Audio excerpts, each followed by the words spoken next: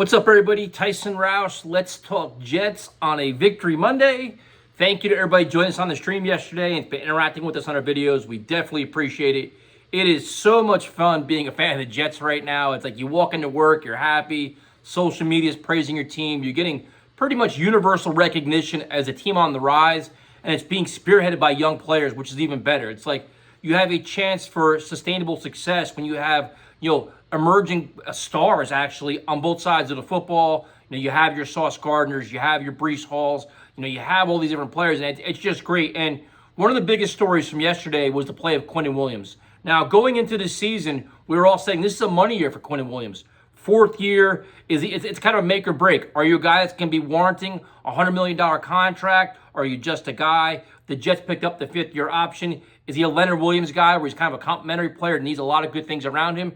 And Quinnen Williams is playing at an all-pro level, and there's nobody to sugarcoat it. I mean, Brian Baldinger today was praising him. He was a true disruptive force. He was unblockable. He changed the game. He changed the Packers' approach to the game. I mean, it was incredible to watch. And also, it's like you also see how the other parts around him are also benefiting. If Quinnen's collapsing the middle, the outside guys are going to keep the quarterback contained, and you're going to get sacks. You're going to get pressures. You're going to help create turnovers. I mean, he even friggin' blocked the kick. I mean, it's so exciting to see because at 24 years old, the sky's the limit. He's just scratching the surface in this defense. You figure last year he was getting acclimated to solid. He's coming off an injury. They're trying to figure things out. They're trying to find the pieces to their defensive puzzle. Now you have a lot more talent on the field where you have, less liabilities. Your corners are very good. So now it's like you could actually pin your ears back and get after it. The coaching staff could be more aggressive. And Quinnen, man, this is something else to watch. And it's like when you get drafted as high as he was, there was always that Aaron Donald comparison, which I hated because that's an all-time great player. That's a Hall of Fame kind of player. So you want Quinnen to be himself, and he has it. He has the athletic ability. He has the explosive nature. He's physical. And it seemed like a couple of weeks ago when Jeff Ulbrich said that stupid comment about Quinnen gasping for air on the sideline, that put him into another drive where he's like, you know what? I'm just showing everybody. This is my game, and I'm just going to prove everybody and show who I really am. And it's just, it's going to put the Jets defense at another level. It's going to put him at another level in terms of, It's going to be time to pay him. And the Jets, fortunately, are in a position where they have salary cap space. They can afford to make him if they want to make him one of their building blocks for the future going forward. Like I said, 24 years old, this guy, he's still projecting high, man. Like he's still he's not even in the prime of his career yet. So definitely encouraging signs there. Hopefully he stays healthy the rest of the season and continues to play the way he's playing. The other story yesterday, which was kind of unfortunate, was Elijah Moore, where after the game, Rich Cimini, of course, has got to find something negative to bring up when the Jets have won 3 games in a row, is that Elijah Moore had 0 targets. Now, this has been a story most of the season, and I'm sure Elijah Moore has got a lot of pride. He wants to contribute, and I'm sure he's kind of like, last year he was the hot shot rookie receiver everybody loved, and now Garrett Wilson comes in. Everybody's like, oh, we love Garrett Wilson this, Garrett Wilson that, and Elijah Moore's probably like, I'm an afterthought now. But if you look at the Jets' offense as a whole, they're running the ball. They're struggling in the passing game. And I think Mike LaFleur right now is trying to figure out the identity of this team. It's like, okay, if we're going to run the ball this much, how do we get our playmakers involved? Now, could he maybe do some of those handoffs that Berrios is getting, give them to Elijah Moore, maybe move Elijah Moore in the slot more, don't feature him on the outside?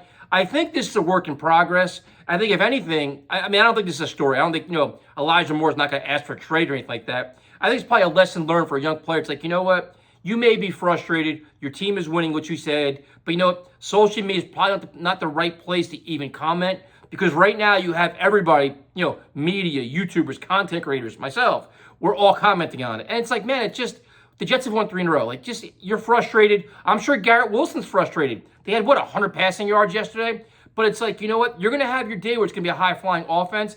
It's a process, man.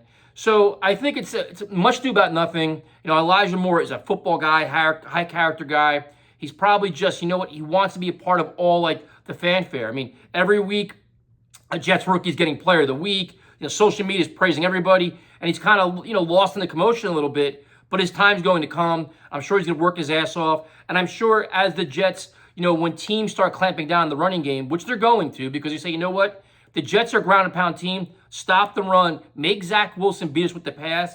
And Zach's got to prove that he can do that. Yesterday, he started off really slow, but they're going to force him to make plays, and the receivers are going to have to bail him out. So their time is coming, all of them. And I'm looking forward to it because I think As opposed to years past where a team can key on one person, the Jets can spread it around. Like right now, Corey Davis is the go-to guy in the fourth quarter.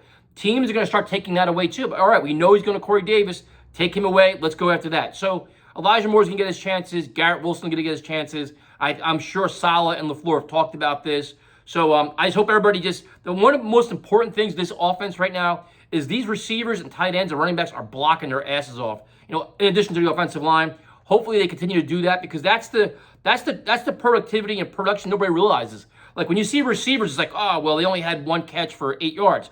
But you don't see them blocking downfield, opening up holes for Breece Hall. So there's a lot of parts in play here. Hopefully it's just a non-issue going forward. I think, I'm guessing Elijah Moore probably learned a little bit. Like, you know what? Let's keep this in-house because now I'm getting headlines for the wrong reasons. And I'm sure he had good intentions. That's it. Talk to you later.